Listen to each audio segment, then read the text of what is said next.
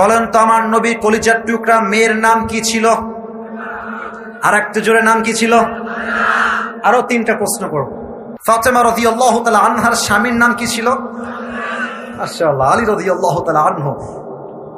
বলেন তো ফাতেমার গর্ভে জাস্ট দুইজন সন্তান এসেছে, দুইজনের নাম হাসান আর ফাতেমা রাদিয়াল্লাহু তাআলা আনহার বিয়ের পরে দুইজন সন্তান হাসান আর হুসাইন হয়ে গিয়েছে।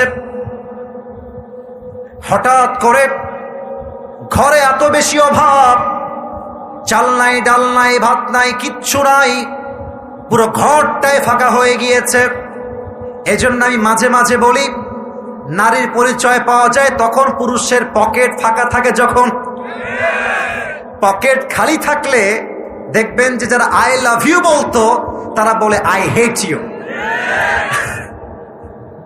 আর যখন পকেট ভর্তি টাকা দেখবেন তখন পর মানুষগুলো আপন হওয়ার রূপ ধারণ করে ফেলে।